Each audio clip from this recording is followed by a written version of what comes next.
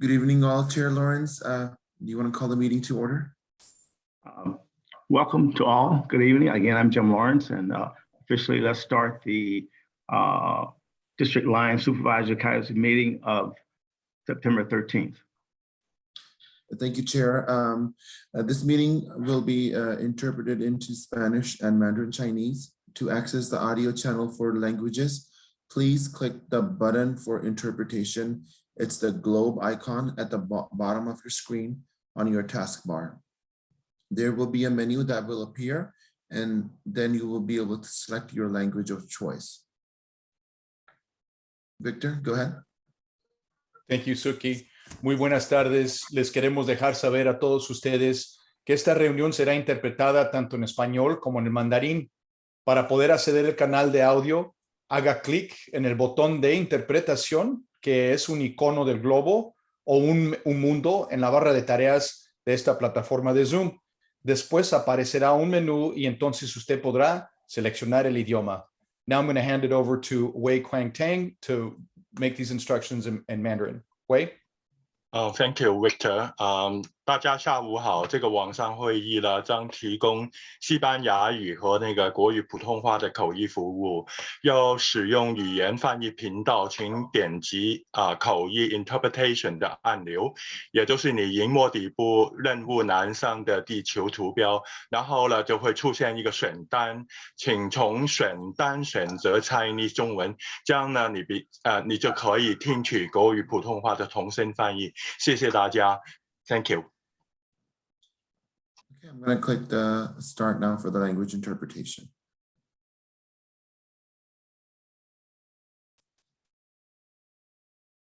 Well, again, welcome to all to today's meeting of the 2021 Supervisory District Lines Advisory Commission. On behalf of the 50-member commission, I'd like to thank all of you for your interest in this important process. It's not an overstatement to say that we, the commission, and all of you are helping to ensure that the fundamentals of democracy are alive and well here in San Mateo County. As you may know, San Mateo County is divided into 5 districts. Voters in each district elect a member to the San Mateo County Board of Supervisors. Our work here today will help determine which neighborhoods and communities are grouped together in those 5 districts. Why is that important?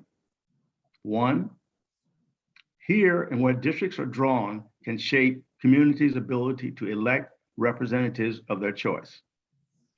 2, districts substantially equal in population help to ensure residents have equal access to representation.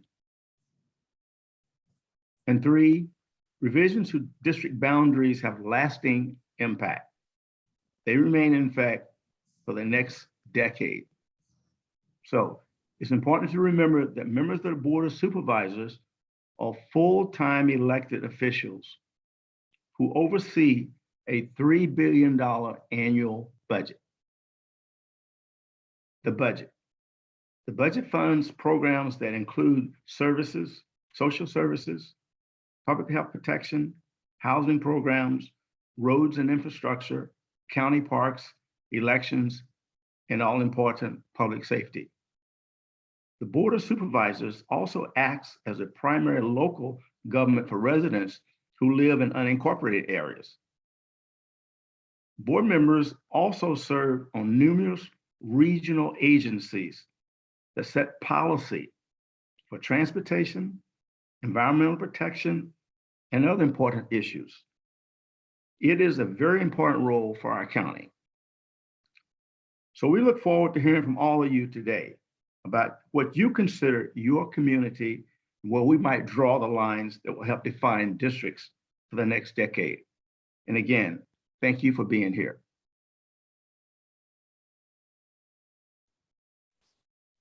Thank you, Chair. I'll take the roll call now. Commissioner Bondrapalli? Present. Commissioner Chan? Present. Commissioner Monzon Ruiz? Present. Commissioner Barber? Commissioner Barber is absent. Commissioner Salander? I'm here. Thank you. Commissioner Azos is absent. Commissioner Bledsoe is absent. Commissioner Albert. Here. Thank you. Commissioner Dinan. Present. Thank you. Commissioner Espinoza is absent. Commissioner Davis. She is absent for now. I did get an email that she will be joining later on. Commissioner Chow. Good evening, I'm here. Thank you. Commissioner Guerrero. Present. Thank you. Vice Chair Romero. Present. Thank you. And Chair Lawrence. Here. Thank you. We do have a quorum, so please proceed. Excellent, thank you. Next item on the agenda is to formally adopt the agenda for today. But I think we have one exception. Should we note it now that we will not be approving the minutes, or we'll do it separately? That's correct, Mr. Chair. We can mention it now that item number 4 will be postponed to a Saturday meeting. Okay, great. So with that, then I'll ask for a motion to accept the agenda for today. I'll make a motion to accept the agenda for today. I second. This is Priscilla Romero. Thank you. I'll take a quick verbal roll call. Commissioner Mandapali. Yes. Commissioner Chan. Yes. Commissioner Monzon Ruiz. Yes. Commissioner Salander. Yes. Commissioner Albert. Yes. Commissioner Dinan. Yes. Commissioner Chow. Yes. Commissioner Guerrero. Yes. Vice Chair Romero. Yes. Chair Lawrence. Yes.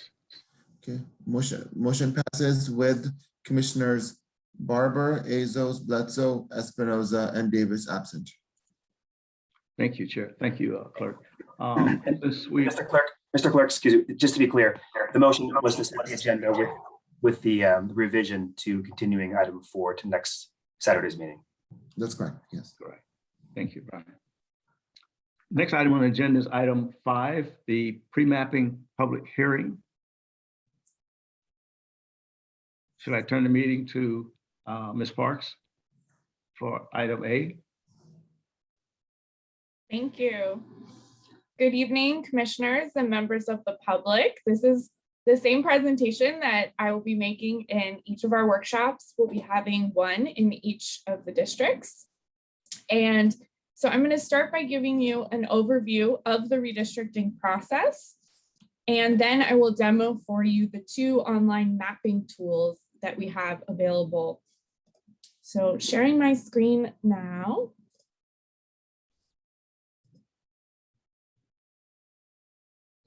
We'll jump in by looking at our current district map. Every 10 years, there's a census conducted in the United States. And with those new census numbers, every 10 years, we need to revisit the district lines to ensure that each district has relatively equal population size. That's to ensure that there's fairness so that each supervisor represents more or less the same number of people. So our timeline is rather compressed. If you look at the December 15th date here in red, that is our legal deadline for the county to adopt a new district map. And the reason that our timeline is moving so quickly is because the US Census Bureau completed the 2020 census, but has had significant delays in releasing the data. So the Census Bureau only released the data to states on August 12th. In the state of California, our state actually processes the census data one more time because California is taking our state prisoners and is going to reallocate them or reassign them back to their last known home address. That is fewer than 100,000 people, but they are also going to do some things like zero out population for federal prisons. We're not exactly sure what else, but the state of California will be releasing official data that we can actually use for redistricting on September 20th. So that's coming up soon. We'll be very excited to receive that data.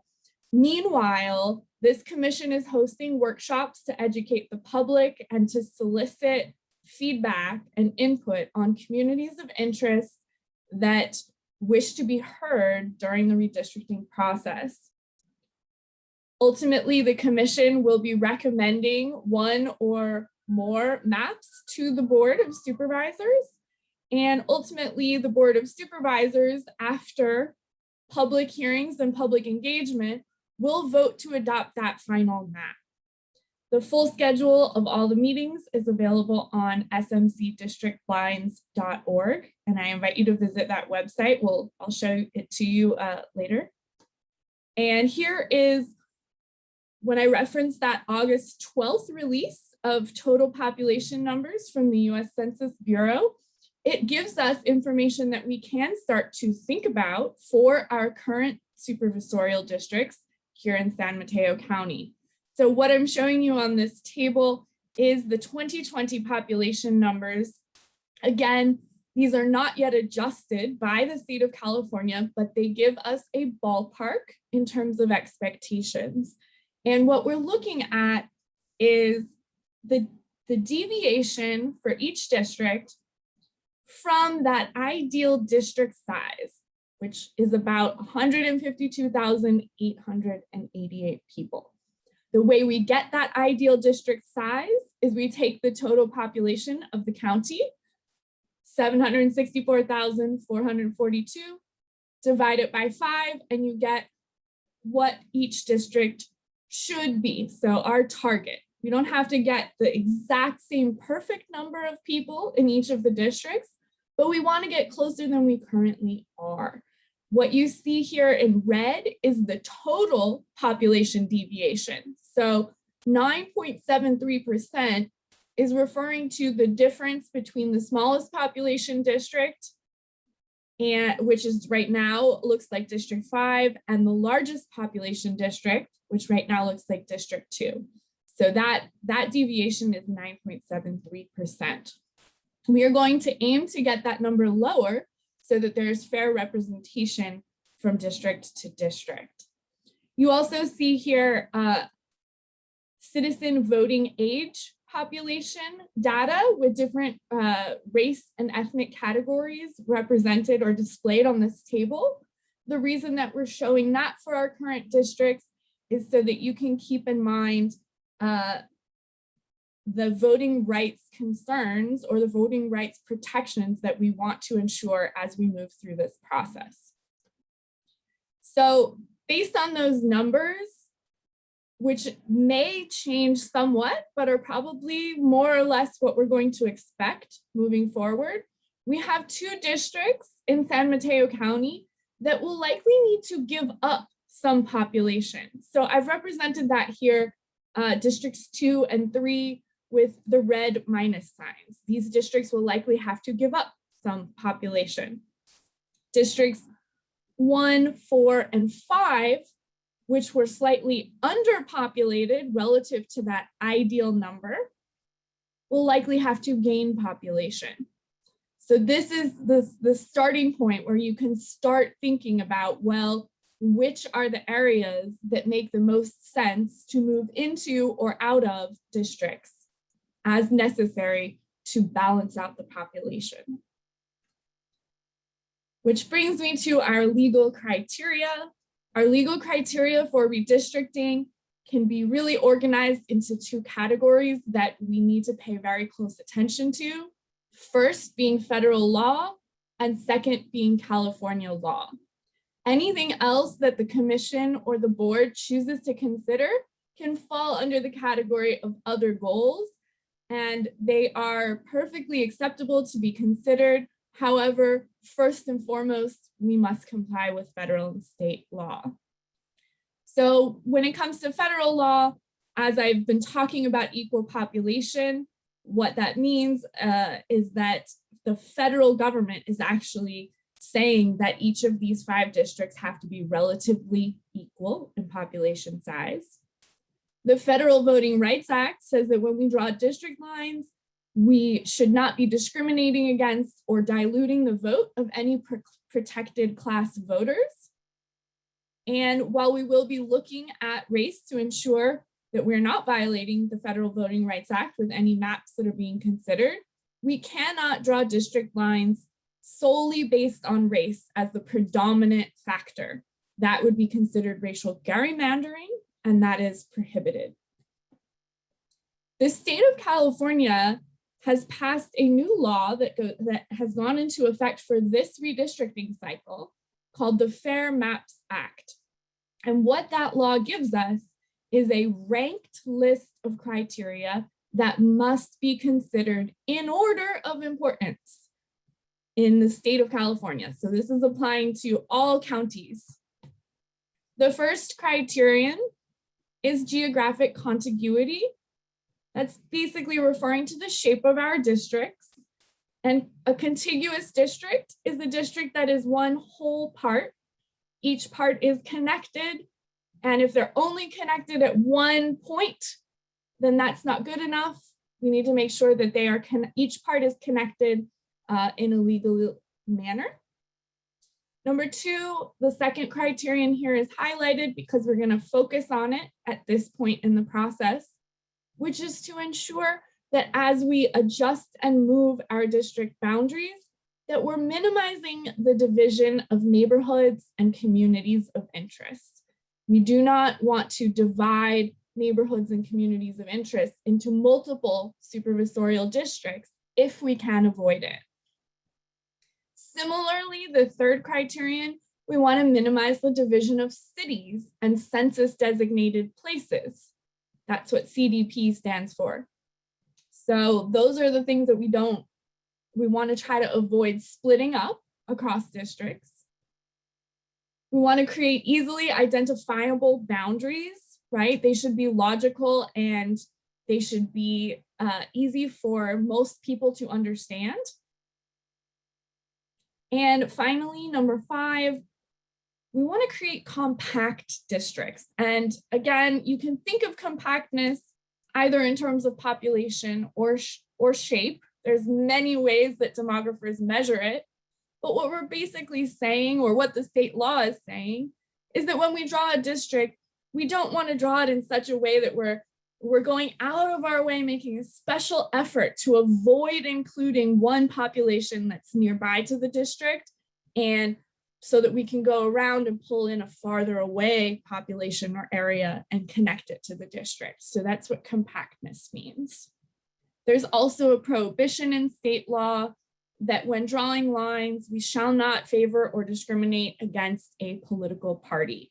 And one way we avoid doing that is that NDC does not even show you any political party identification information. So when we look at demographics on maps, we're not even showing you the political parties or the party registration of anyone. I know this is a lot of legal criteria. We're lucky enough to have counsel guiding us through this process, but we also want members of the public to draw maps and to feel empowered to understand what criteria we must follow. So the law gives us a definition for communities of interest. And as I already said, we want to minimize the division of these communities across districts. And the definition of a community of interest is that it's a population of people that's in a geographic area and shares common interests. What we're really concerned about are communities that want to be kept together inside a single district. These are communities that in order to be, or in order to have a chance for being fairly and effectively represented by the Board of Supervisors, they want to be within one district. They don't want to be divided. So we are asking the public to come forward and participate in this process and share with us what defines your community of interest. What is your community? What brings people together, and where are you located? So that we have all the information that we need in order to preserve communities that wish to be kept together in a single district. So there are many ways to think about your communities.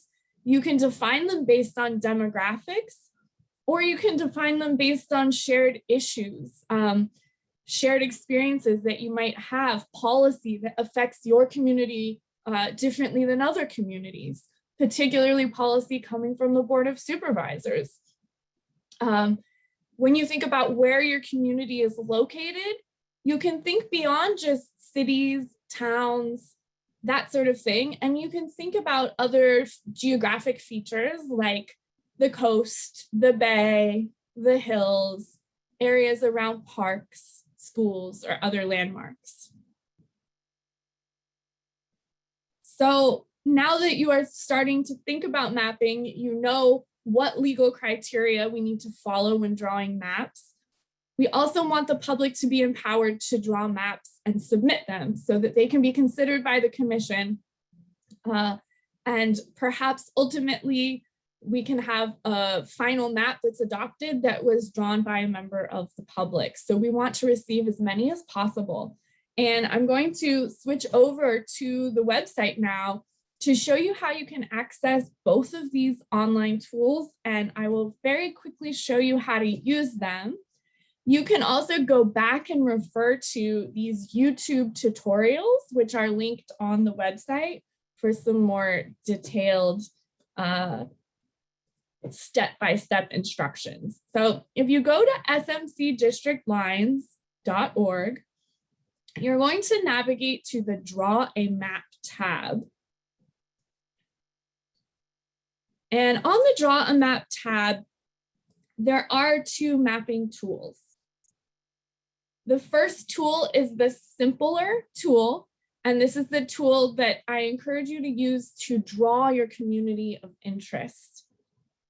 So if we click on District R, I'm actually going to open it in a separate tab. District R takes you to this page that has a lot of text on it. What you're going to do is navigate down to the red block that says identify a community. The reason you want to click on the red block, identify a community, is because this is the one that gives you the opportunity here to actually not just draw your community of interest, but also type up a description of it so that there is a narrative. So you can explain why you drew this community or what goal you were trying to accomplish. This tool is created only in English. However, you can use the Google Translate extension if you have it in your browser to translate the tool, and everything will translate. So I like to show that just because I think it's important for people to know that they can use the tool in their language of choice. So I just translated it into Spanish and all of the functionality translates. All right, so this tool, of course, has your standard zoom in, zoom out features. And you can click and drag to move the map. So if we zoom in here, we can use the paintbrush tool to start drawing our community. And we can give it a name. And it's very helpful to give your community of interest a name. And then to describe it and say what brings you together in this community. You know, maybe we can draw a community of interest and say that these are 101 freeway noise, right? And so let's draw a community of interest around the 101. So as you're using the paintbrush to draw, just when you start hovering over the map, it will show you the area that it's going to select. So you can see it's selecting quite large areas. And what these areas are census blocks. So if we make the brush sizes all the way down the smallest brush, and perhaps zoom in a little bit here, then you can see it will just pick up one block at a time. When we click on those blocks, they will turn blue and they will be highlighted. And you can either click block by block, or you can click and drag to capture more area. I'm going to increase the brush size here. Let's just pick up some 101 freeway area. Looks pretty messy. The eraser tool can also be adjusted in size, and you're going to use it just like you use the paintbrush tool. So if I wanted to clean some of this up by erasing it, that's fine.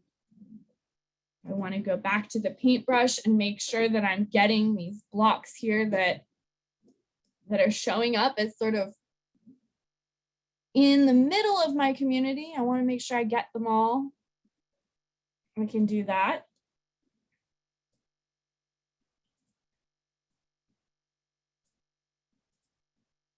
This is a very, very easy tool. And I appreciate how easy it is to use. When you click on the evaluation tab here,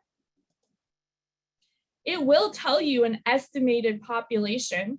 So all of these blue areas that I selected have a population size of approximately 64,000. So this is a community of interest. When we talk about these communities, we are talking about something smaller than an entire supervisorial district, right? An entire district is going to be more than 150,000 people. So when we're building these districts, we can think about building them by combining together different communities and different neighborhoods. So this is great that I've drawn a community that's smaller than an entire district. Again, I'm hoping to draw a community that you're never going to draw so that I'm not putting any ideas in your head, right? The way that you submit this, after you've given your community a name and you've given a little bit of an explanation of it, you don't have to create an account or anything. You simply click the save button at the top of the screen and it will be saved. What pops up is a couple more options. So when you've saved it, it's basically submitting it on the back end. Now that you've submitted it on the back end, there's a couple options. You can share it publicly by clicking this share now and clicking share to gallery. Or if you want to come back to it later, you can click work in progress and you can save this map as a draft. It does also become publicly available because it's when you go back to the website and you want to pick up where you left off, you're going to find your map under work in progress, okay? And it's obviously tagging it with San Mateo County. There's also a link if you wanted to share this with a friend or send it to anyone that may collaborate with you on, drawing a community of interest. So I'm not going to do either of those things, though my map has been submitted because it says saved. After it's been saved, I can still make changes to it and submit another version of it, right? Just making it crazier here, but you click update if you want to update it.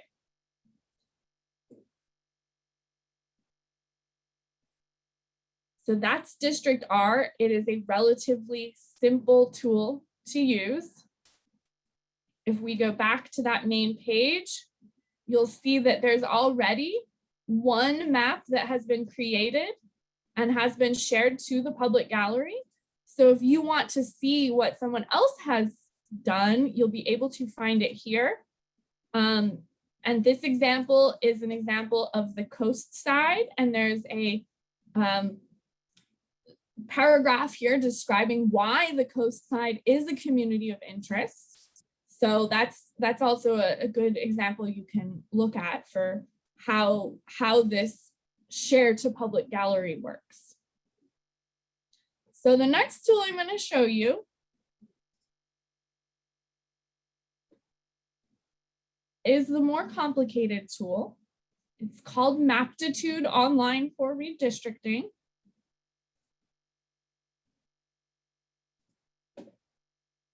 And this is the tool I recommend that you use if you want to draw 5 districts. You want to draw a map that has all of the districts in it. This is a tool that does require more time to get up to speed. However, it is available in 6 languages, so you can select your language of choice at the bottom here. You do need to create an account. If you click new user, you can put in your username, password, and email to create an account. I'm going to log in. And what's going to open is a plan manager. This is basically just your file system. When you log in for the first time, there really won't be anything here except existing districts. If you want to look at the existing districts for the county in detail in this tool, you can do so. And what you see here is the deviation from the ideal district size for each of the districts. However, this is not the most up-to-date numbers yet. We will hopefully have these numbers updated very soon, but if you're looking at them thinking, oh, the ideal district size of 153,000, that's a little bit smaller, I think, or a little bit larger, but it's a little bit off from what I showed you in the PowerPoint. But if you wanted to explore a little bit of the existing districts, you can do that here. You do have to click on the plus sign or the minus sign to zoom in and out. And you can also draw a rectangle around the area you want to zoom in to. If you just want to explore this current district map, there's another thing that can be helpful, which is under this options sidebar here. You can click theme and you get different themes that you can populate the map with. You can look at renters. You can look at percentage of folks that are college graduates, the percentage of folks that have incomes above $75,000 per year. And you can look at the percentage of voting age citizens that are Latino, Asian American, Black, or the total of the minority groups. So perhaps we want to look at renters. The map will be automatically populated with these colors that represent what we call a heat map. And the legend shows up down here at the bottom. And what you're looking at is decimal percentages. So these decimals represent the purple areas are 0 to 25% renters, all the way up to the red areas on the map, which are 75 to 100% renters. So perhaps that's something that could be useful to you when thinking through a community of interest or a district itself.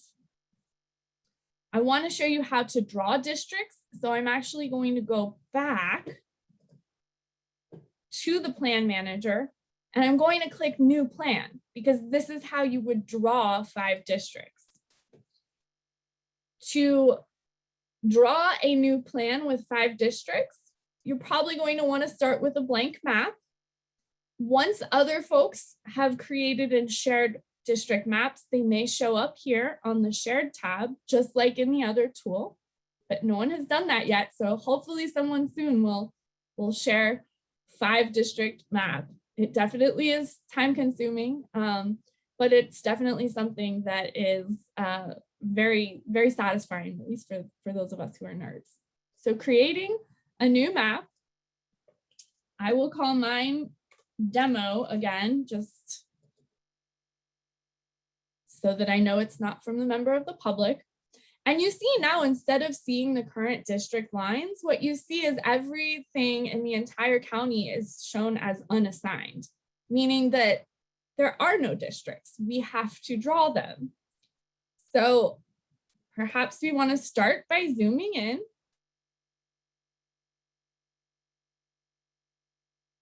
And we want to draw a district. The way that we draw a district here is by using the toolbox And the toolbox has two main components, source and target. You'll see that target is new district. So that's the district we're going to draw. The source is where we're going to draw from. We're going to draw from everything or unassigned, which are the same because everything is currently unassigned. And you do see that there are sort of these nice pop-ups when you hover over the buttons. In addition to those nice pop-up tips, there's also extensive help. So when you sit down to use this tool for the first time, I encourage you to click on the top, help. And for every aspect of the page, there will be step-by-step instructions for how to use it. So that is one of the nice advantages of the tool. So let's draw a district. You don't really need to worry about this drop down for selection. If you click on block, which I'm going to do, it takes you down to the lowest level of granularity. So you can fine tune your district the most. You can use the pointer to click block by block. So this is again, similar to the other tool. We can click block by block and it's going to highlight in red the blocks. As you can imagine, that would take forever. So instead I'm going to click on the draw a shape. And when I draw a shape, the shape I'm going to draw by connecting 4 lines. So if I click and drag, you can sort of see in blue here that I'm drawing a line. I'm going to drag again, click to stop, drag it again, and one more time to close the shape. Now it pulls all of the census blocks that it can find within that shape that I've drawn, okay? And yes, the bay is considered part of census blocks. So even though there's really no people presumably living here in the bay, it will pull those into our census blocks. The changes box at the bottom right is going to show us of this area that I selected in red, how many people are there, as well as some other demographics. So this population that I selected is estimated to be 122,443. We know that's a little bit smaller than we want for a district. So I'm going to zoom out and pull in some more population. This district doesn't get saved until you click the checkbox here, okay? So I can still add to it. So I'll click on draw a shape and I'm going to, I don't want to draw a new district. Let's stop that. Or maybe I will just draw a new district. Okay, open the toolbox. Let's get rid of that. All right, let's draw a district that hopefully has closer to the right amount of people. Not that that really matters. Oh, now we have way too big of a district. If I click the check mark, it saves it. It wants to know the district number, right? Let's call this district 5. Of course, it's not. You can give it a longer name. I'm not. Immediately, it's going to tell us, which is quite nice, that I created a district that is 67% overpopulated relative to the ideal district size. So it's going to give you this information for each district you draw. Now, it's pretty easy to get your first district drawn in this tool. I want to show you how you can get your second district drawn. Because when you go to this toolbox, you want to make sure that your target is not District 5, because that's the district I just created. We don't want to add any more people. It's already huge. So the target, we would choose new district. And the source, rather than all, because if we don't want to take any of this district I've created, we can change the source to unassigned. And so we'll only be pulling from these areas that become highlighted in red, the unassigned areas, to put them in the new district. So again, we can draw our shape. for our new district.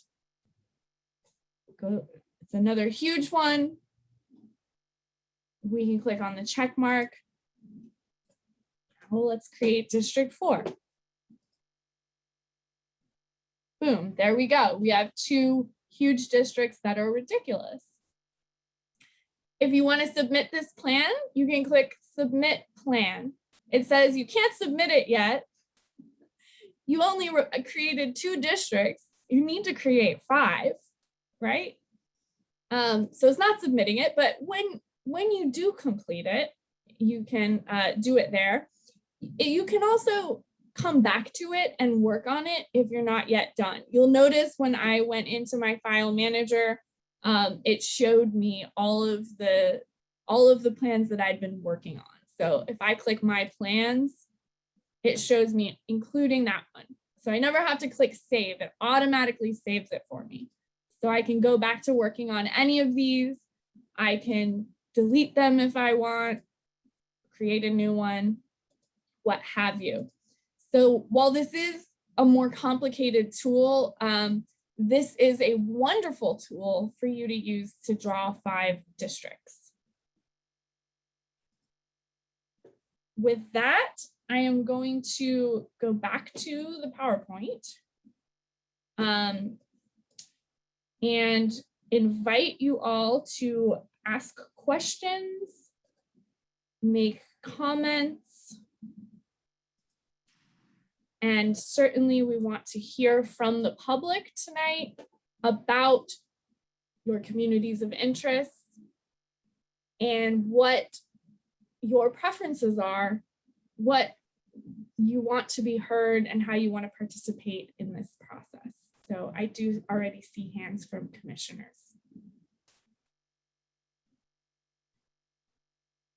Ms. Parks, I'm going to stop your screen.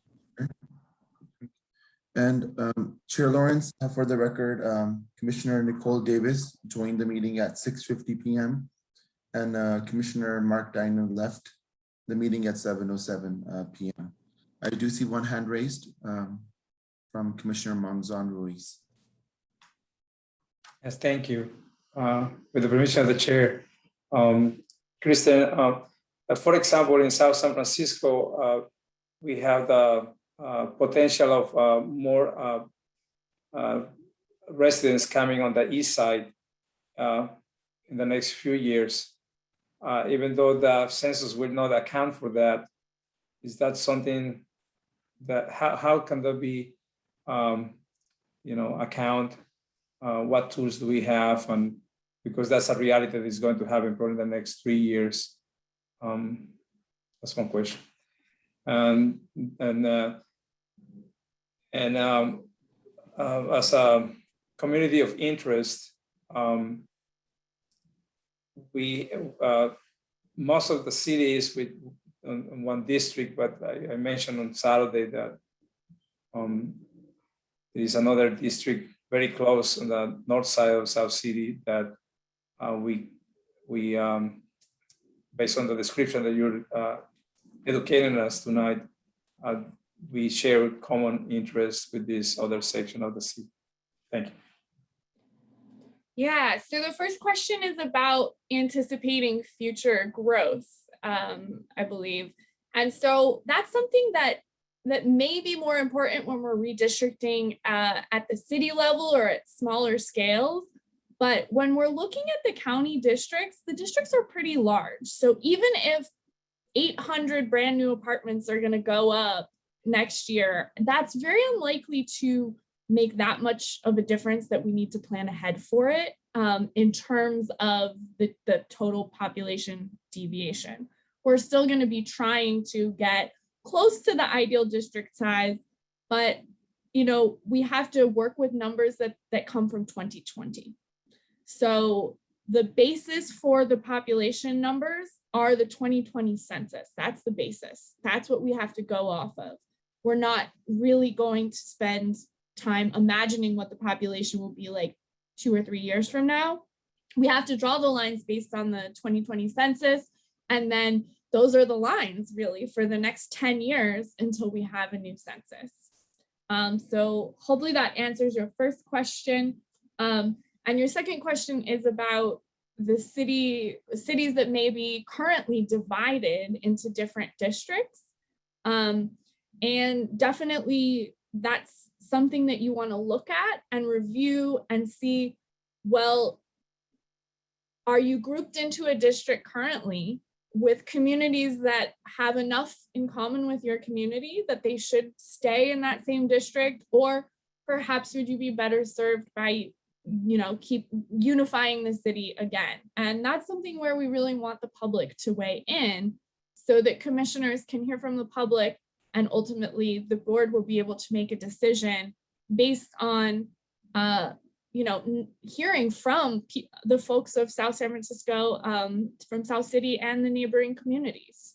So I kind of just will put that question right back to you and say, what we'd like to hear about what those communities' interests are in terms of district boundaries.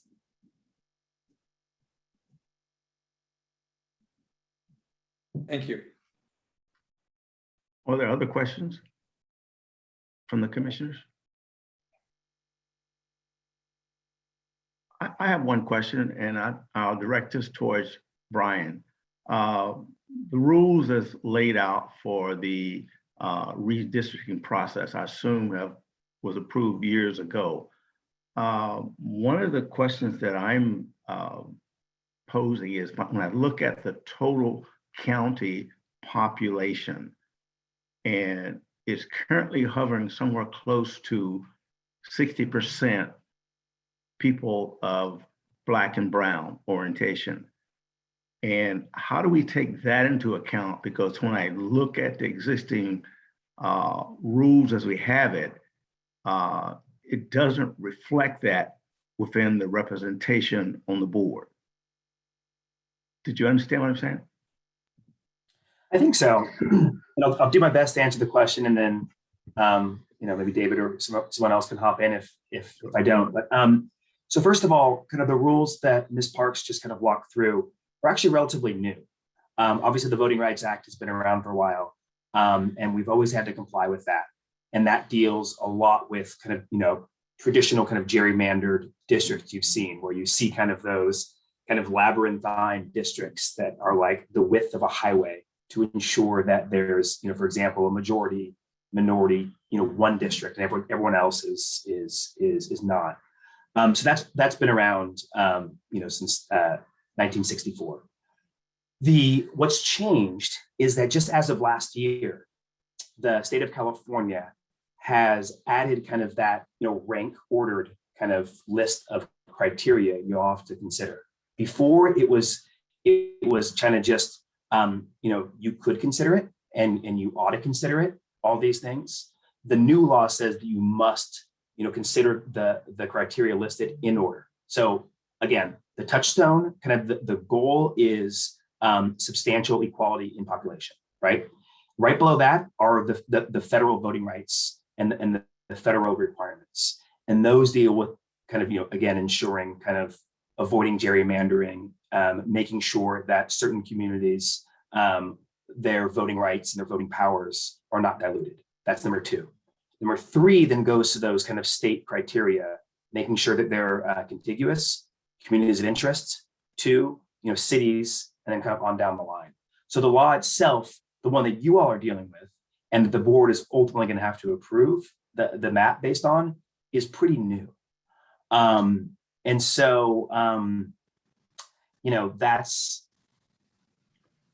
So essentially, the county that's heavily represented by minorities, because of the rules, representation could be viewed as being unbalanced. And it leaves very little wiggle room within the current process to adjust for that. Am I reading that properly? Well, so before 2013, the county was kind of an at-large, kind of non-district based election for the Board of Supervisors. So there weren't these districts that were created. These districts that are currently in place were put in place in 2013. so relatively recently. The kind of laws I just talked about, although they've changed in the sense that you have to consider those certain things in a particular order, it hasn't changed all that much. And the maps that were drawn as of 2013, they were found, they complied with the constitutional requirements. They complied with all the stuff we just talked about. And so, the current districts were recently drawn. They were found to have been appropriately drawn, kind of based on all that criteria that we just talked about. And so, I understand that. Do the other commissioners understand my point is this?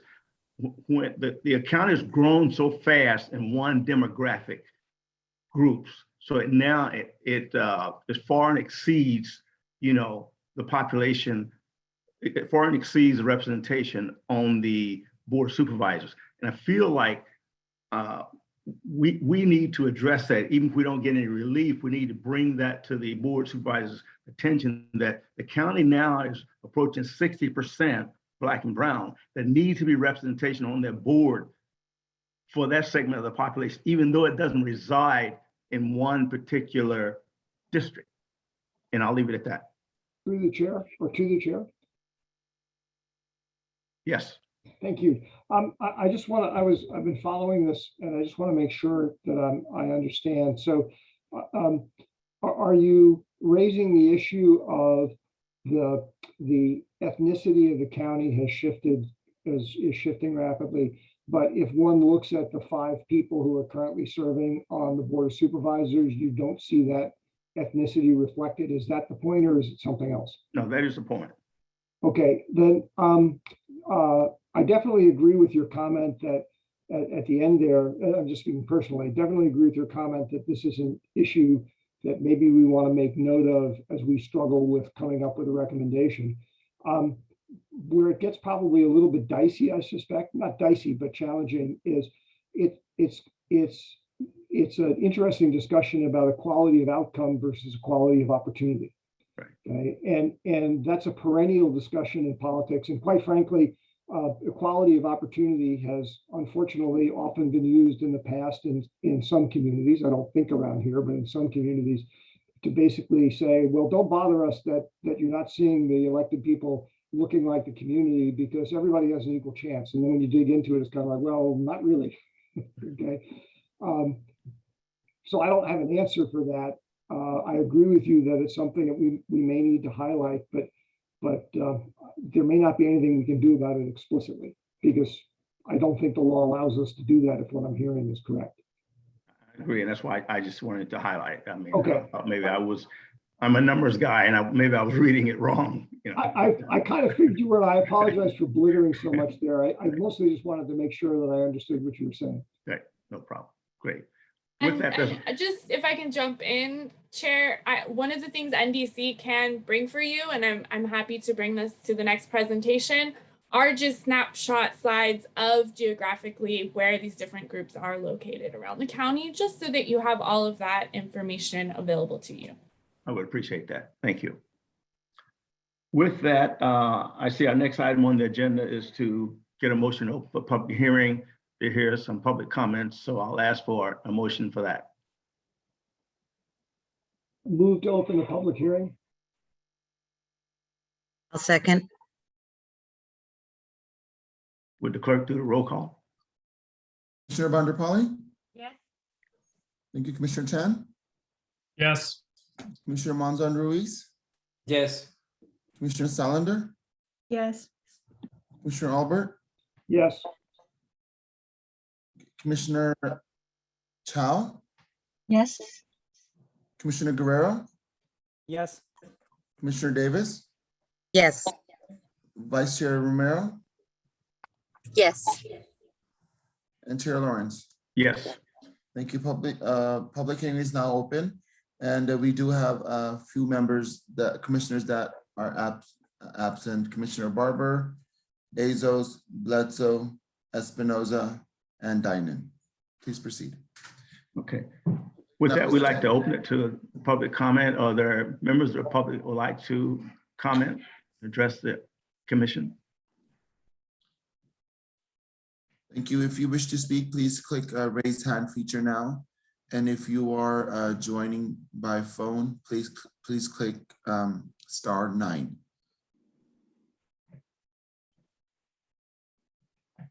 Okay, allow maybe 10 more seconds.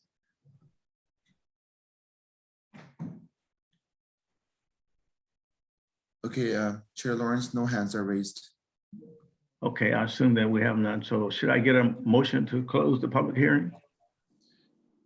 Move to close the public hearing. Mr. Chair, I believe the Spanish and Mandarin interpretation is provided through the portal, when folks click on the globe, right? And that's how it'll be provided through there. And if anybody wants to speak, they can let Victor know, or the Chinese interpreter. Thank you.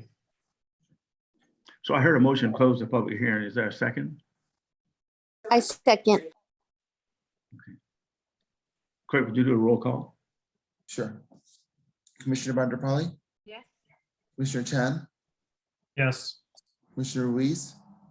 Yes. Commissioner Salander? Yes. Commissioner Albert? Yes. Commissioner Davis? Yes. Commissioner Chow? Yes. Commissioner Guerrero? Yes. Vice Chair Romero? Yes. Chair Lawrence? Yes. Thank you. Public hearing is now closed, and we had a few commissioners absent: Commissioner Barber, Azos, Bledsoe, Dinan, and Espinoza. Okay, thank you, Chair. Item 6 on the agenda, any commission reports? I'll open it to the floor. I see a question mark, a hand raised by Mr. Mays. I'll recognize him first. Sure, I'll defer to Commissioner Olbert first. I have something slightly different to report on, so I defer to Commissioner Olbert. Oh, well, thank you. Thank you, Chair, and thank you, Justin. I had just wanted to mention that since our last meeting and based on the discussion and presentations we had, I've had a brief email conversation with Justin, the focus of which was there was certain additional demographic data that I was interested in seeing for me to be thinking about as we get to the point of evaluating maps and sort of debating stuff. And it occurred to me, and I asked staff basically, can you provide this information?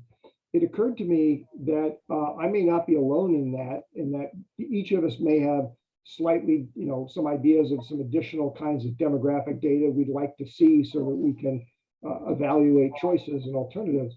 And so I just wanted to see if there was interest in the commission potentially having an agenda item at one of our upcoming meetings where commissioners could come forward and say, well, here's my list of what I'd like to see. And we could see what everybody wants to get. And then we could throw that all at Justin and he could figure out how he's going to do it in 2 weeks. In all seriousness, it's that we may each want so much that we have to prioritize it. And basically we have to have a discussion and a vote to do that. But the idea would be, what other kinds of information do commissioners want to see that is not currently in the system, basically?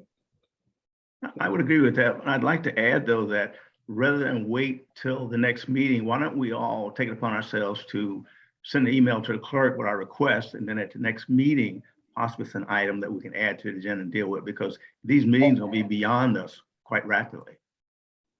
I like that idea. Yeah, if I could respond quickly to that, thank you, commissioners. Yes, any requests like that, feel free to send it over to me. On the specifics of the data, we are looking to see, in order to really make this data helpful to you in terms of suggesting lines and maps, we need to be able to have that data at the census block level. And I'm checking with Kristen and her team on what is actually available. So please feel free to send me any additional data categories. I'm happy to report the ones that we already actually there's quite a few. So I won't spend time today, but if you have additional ones, please go ahead and send them to me and we can compile them and see what is possible. And we're happy to look at what we can do and what we could potentially load into the mapping tool that's not already there. Great, And thank you. Mr. Mates, may I recommend that potentially maybe we add, at least to the next meeting, just a report, kind of a status update on kind of where we are on getting that information. Yeah, and Mr. Coolidge, it's all right. I believe the agenda's already gone out for that meeting on Saturday, but I'm happy as part of the member report section or something like that to include an update on what it is we're able to derive. But Commissioner Ober sent over a bulleted list. If there's something that is not on the mapping tools that you all think would be helpful for your work, please let us know. And I can't make any promises today, but I promise you we will look to see what is available and what we can get on the mapping tool. If I could just as an aside, now we've had 2 meetings where no verbal public testimony was provided. I know that's disappointing, I think, for a lot of us, and I appreciate everyone's time on these meetings. These all are recorded, and so I think that is still helpful to have these meetings. Also wanting to let you know that we are looking to see other ways we can potentially help facilitate the public comment process. As Emma Gonzalez outlined a couple of meetings ago, all of that outreach is happening. We're doing targeted canvassing, we're doing targeted mailings. It's going on all the social media platforms. It's going out to all the city PIOs. So the word is getting out. I can't say exactly why we don't seem to have a lot of public participation at the meeting at this time. I do want to emphasize that this is not the only way or the only time that the public can submit public comment about things like communities of interest. They can also submit written comments by email. I can't confirm it yet, but we're actively working with council and technically to see if there are other ways we could potentially receive public comment as well, potentially even by social media. I don't want to promise that yet, but we are looking to see if we can get it that way legally as well, which just provides another forum for people to provide comments. We really want to create an environment where there's no wrong way to submit your public comment to the commission. No matter how we receive the public comment, we will compile it into this matrix I described last time. It will be publicly posted and available to the public as well as to the commission. So just wanted to let you know that we are still working on this on other ways we can potentially help encourage and get more public testimony. My understanding is that we didn't get hundreds and hundreds of comments, 8 years ago when this was done, and this may be a topic that maybe doesn't solicit hundreds of comments. That being said, we want to have public engagement, as robust with public engagement as we can reasonably get. So we now have had 2 meetings. We haven't had any public testimony. Unfortunately, we are continuing to get the word out, and to the extent that any of you all can help amplify the message and have the opportunity, whether on your social media or through your own networks, to help us, that's fantastic. But just want to let you know that efforts are ongoing, and we really hope to have more public testimony for you at these future meetings. Thank you, Justin. I see a hand for Commissioner Chan. Yeah, so actually on that subject, I have been starting to promote the meeting schedule to the groups that I'm a part of. And one of the handy things that I found helpful was that from, I think, Emma's presentation at our meeting on the 8th, there was that calendar that showed all the meetings for the month of September. And as I was sharing those out, I realized, oh, we're like halfway through this schedule already.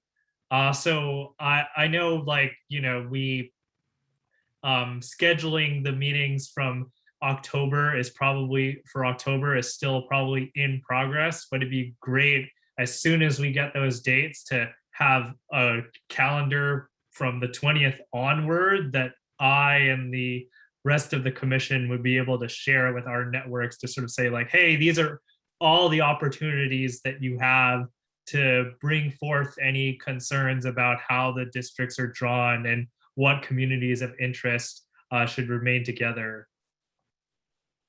Yes, Commissioner Chan, thank you. you're exactly right. The October meetings are being worked on. As I mentioned before, we will be polling you all on your availability in October for at least 2 October meetings.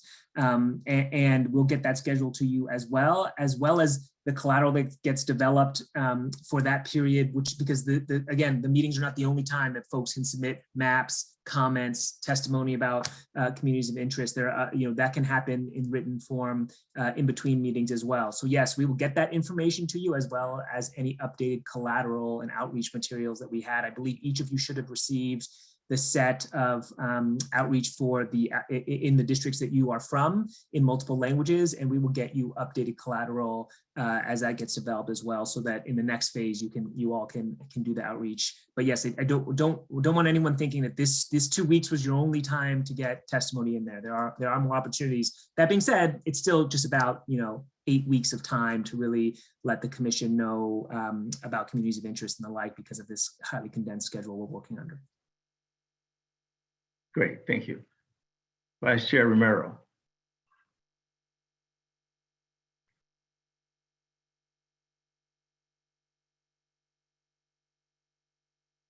I seen her hand, but Yes. Sorry, I was on mute. I'm sorry about that. So one of the questions, I have 2 questions, but one of them was, if we do receive public comments or maps, do we, or does the county need to verify that they're coming from San Mateo County residents? Or do they just get sort of weighed in with everything else that we're receiving for us to make a choice as a group? And then the second one was more of a comment. Over the weekend, I went to the San Mateo County Event Fair, and they had this really great like food event, food trucks, different stands, and there was a ton of people there. And I was just thinking to myself, this would be a great venue. I'm not sure, what Emma's team's bandwidth. If there were folks there that reminded me of them, because they were wearing the same vests that we were wearing when they were canvassing, like the Office of Community Affairs. And so I was just thinking, I know it's really challenging with COVID and the new Delta variant, but I think as more folks are getting vaccinated, and then an even smaller population is getting a booster shot, just really sort of, for some communities, the in-person is going to be highly critical. For our people of color, I think it's just really critical to think beyond the virtual sort of world. For our older folks, for our folks that have a hard time seeing, a hard time hearing, it presents a challenge. And I know we all know this, but the more effort we can do to just be in the community, I think we'll have a better turnout as far as public comment goes. Thank you, Commissioner Romero. We agree. I mean, you identified there are bandwidth issues across the entire county. We can't be at every event, but if there are particular events in your communities that you're aware of that you think would be really great, send them our way, and we will try to do something there. Right now, we're trying to get the word out about these meetings. Later on, when there are actually physical maps, there are potential other kinds of events or booths or something like that that we could have at these, that where actually someone could submit, like, here, let me draw a map and actually submit it. That might create additional opportunities as well. But if you're aware of particular events in your communities that you think would be really valuable, that you know there's going to be a lot of folks from the community in person, please let us know, and we'll try to build them into some sort of in-person outreach if we can. Thanks, Justin. Commissioner Guerrero had his hand raised. Thank you, Mr. Chair. Vice Chair Romero already sort of took a lot of kind of what I was going to bring up, but really just wanted to echo, I think, and I know that it had already been acknowledged, but the importance of where we can meet the community where they are, especially those with technical issues. And obviously, I think Zoom fatigue is also a thing as well. And so really don't want to continue on that, but also just wanted to thank the county staff, the particular collateral and the different languages. I know that I had been able to get some in additional languages, particularly that would be beneficial in my district, in District 5. So I know that has been particularly helpful in passing that along to the work the organizations that I work pretty closely with, as well as some key constituency groups within my particular district. But yeah, just wanted to echo sort of kind of the sentiment that some of our fellow commissioners have been saying, and also thank the work of our county staff. Thank you. Commissioner Marzone. Yes, I also want to echo what Commissioner Romero stated. We have an upcoming event in South San Francisco on the 25th. It's going to be celebrate 101 years of the City Hall building. And I just had a meeting with our community group, which is Friends of Old Town, where I belong. And we are considering asking for a table for our group. And if we get the approval, I will update you, Nate. Maybe we can, have an opportunity there to also reach out to the community in that day, if it's possible. We're going to reach out the next day or so to the Parks and Recs who is organizing this event. It's going to be from noon to 5 on the 25th. I'm just excited. Hopefully they do approve us, and maybe some of you can join us.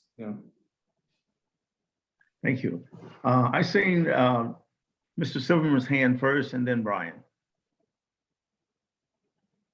I was going to go last. I don't know whether any other commissioners want to speak. I was going to address Commissioner Romero's question, and I was going to follow up on the conversation between you, Commissioner Lawrence, and you, Commissioner Olbert, earlier in the day.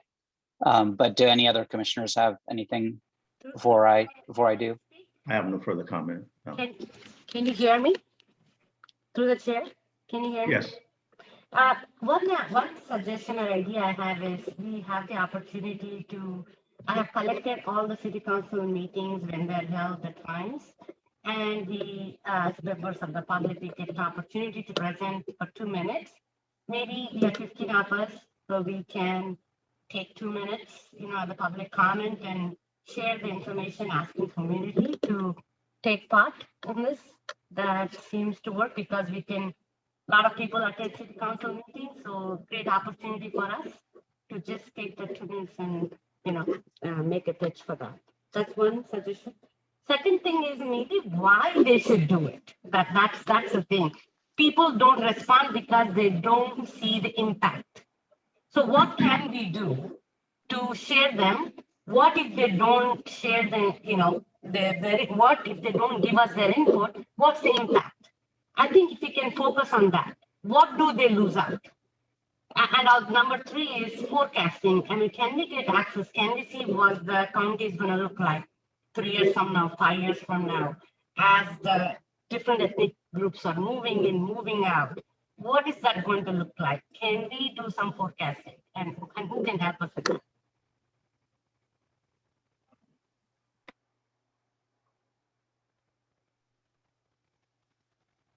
So I can respond quickly to the second point, and I'm sorry, my it was cutting out, so I didn't fully catch, I think, the first point. But the second point, I think Kristen Parks kind of mentioned earlier, it's really based on the 2020 census data. That's what we have. I don't think we have forecasting that we can build into the system, certainly not down to the census block level that we could build into it.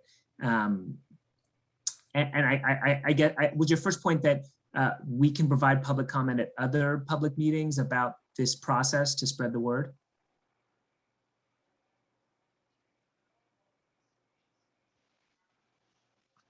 Yes, that's what it is. I'm asking community members of the public to, talk about what we are doing, number 1, why their input is required, and what's the benefit.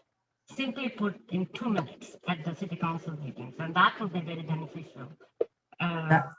That would be fantastic. We did have one city council reach out to us as staff asking for us to say something at their meeting. I think it was largely to make sure that, I think to have a county district lines component, because that city itself is doing some district lines. So we are going to be participating in that, but to the extent you all have capacity or interest or happen to be at a council meeting for other purposes, that would be fantastic if you all could just help spread the word during those public comment periods as well. Thank you.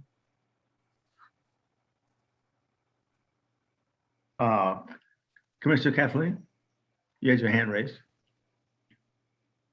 Yeah, okay, so I just wanted to really briefly say that if we do identify like in-person events where we would like to table, if it's allowed, I would love to like volunteer myself, schedule permitting, to like show up and help to not overburden Emma's team.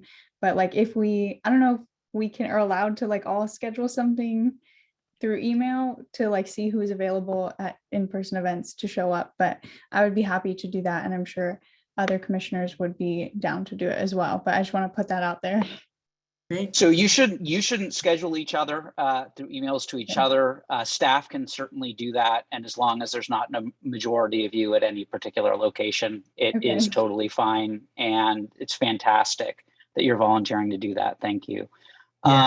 Yes, agree completely. And if you know, Commissioner Sound or anyone else who has an event and also will be willing to volunteer, please send me or Emma your information.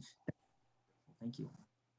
So Commissioner Romero, as far as your question is concerned, that's my favorite kind of question because I can punt it. You basically asked whether or not you have to consider maps drawn by non-residents.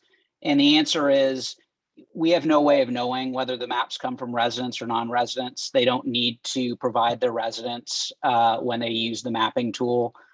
Either of the mapping tools, and we actually can't ask people where they live at a public meeting. You know, so ultimately, if folks who don't live in the county want to suggest a map, functionally you're going to have to consider it. A little anecdote, and I echo Justin's comment about being disappointed about the lack of participation.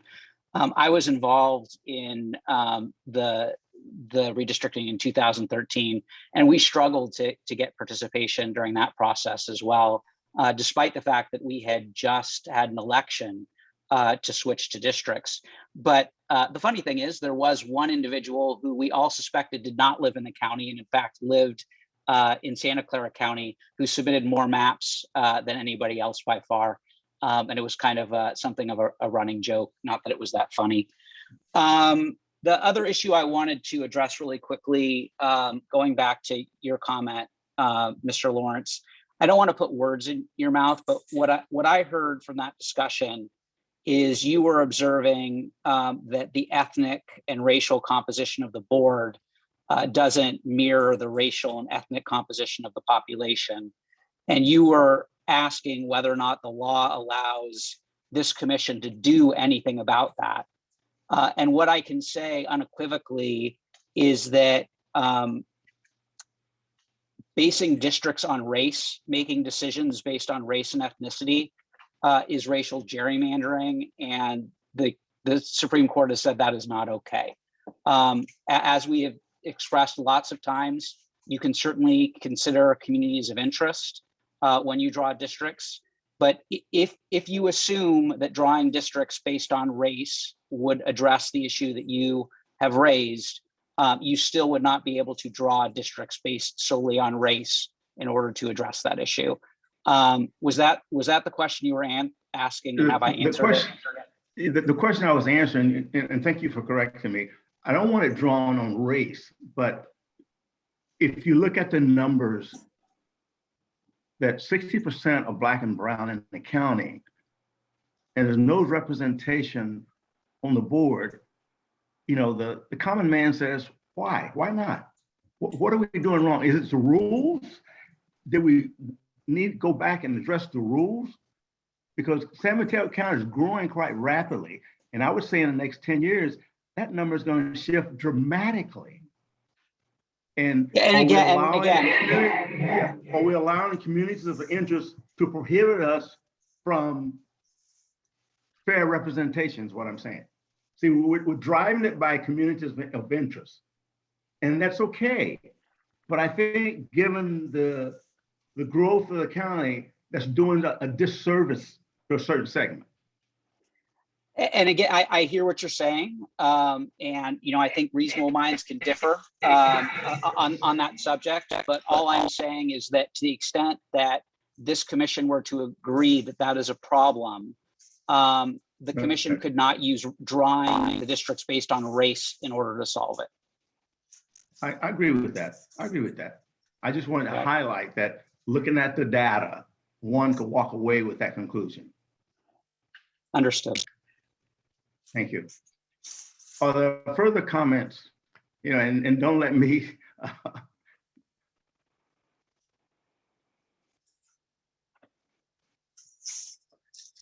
Mayor Lawrence, this is Yes. Priscilla. The more reason to get folks like yourself into elected positions. So we have some work to do. I hear what you're saying, and that's sort of my answer to your question or to your comment. Thank you.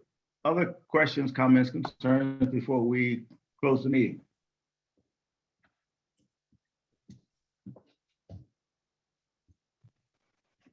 Do we need a motion to close? I motion we adjourn. Second. I guess we don't. Do we need roll call? I think there were still a couple items left on the agenda. Chair Lawrence? The heated conversation. I think we want to make sure we close the public hearing, and then we have commission member reports, which we kind of did a bit. Right. But just want to make sure we expressly address that item on the agenda. Mr. Clerk, did we formally close the public hearing? We did, correct. We closed the public, and we did item number 6. Now we're on item number 7. Okay, our next meeting date is Saturday, September 18th. Again, let's hope we get better public participation, as well as get all the commissioners there. And Mr. Chair, we do have a hand raised from. Yes, can I speak right now? Yes. Yeah, okay. Just one comment. I know some of the people that I invited are busy because this is like the dinner time, they're making dinner and all that. So I wonder if it's possible to have like people actually make comments added to the website. We have a great website that you guys have posted, you know, information, meeting, agenda and all that. And FAQ is excellent as well. So is there a vehicle that we actually can get comments added into the website so people can just post like questions or their comments instead of like attending the meeting? Yes, absolutely. And the whole idea was to try to create many kinds of opportunities for people to engage. There's evening meetings, day meetings, weekday meetings, weekend meetings, and there's an email address on the website that people can send public comment to. It's on the website. If you didn't see it, that suggests to me maybe it's not highlighted enough. So we'll take a look at that and see if we should highlight that in some way to get to so that people can find it. But absolutely, you can submit an email. Like I said, we're working on potentially a social media comment component as well that maybe hopefully by Saturday we'll be able to let people know about. But yes, there is an email address. I don't have it on top of my head, but it is on the website and we'll take a look and make sure that it's highlighted there. Oh, okay. Yeah, I was asking my friend to say, you know, this Saturday, there's another meeting that she can participate in. It's in the morning. And she said she's busy with her church because there's an event to make mooncake.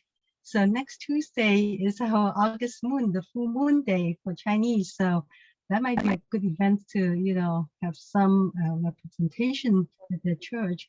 I will definitely give her the flyers because I'll be out of town. So I will give her the flyers, you know, so that she can also advertise that for us, that we are looking for people to give comments and working with the map. That would be fantastic. Thank you so much. I'm now very hungry for mooncake. Yeah, I'm bringing that to the office. Thank you. And I'll just add again one last time that, you know, one other kind of benefit of these meetings is to make sure that kind of the folks have the tools and the resources they need to be able to kind of, you know, on the quiet after they enjoy their mooncake to sit down and kind of, you know, draw their own maps, right? And so there's certainly a benefit to getting, you know, actual live testimony at these meetings. There's a benefit to getting emailed public comments. There's also a benefit to us getting these tools out to residents so they can kind of, you know, have what they need to kind of draw and submit their own maps. and that's something that they're able to do and will be able to do kind of, throughout kind of your role here, right? You'll be considering hopefully maps that our residents are submitting. So I just wanted to make sure that point was is clear. Great. Thank you. Thank you. Are there further comments before we adjourn for the evening? And just a reminder, again, we have the next meeting is Saturday, September 18th, 9 a.m. Okay, without that, I consider the meeting adjourned. Thank you all.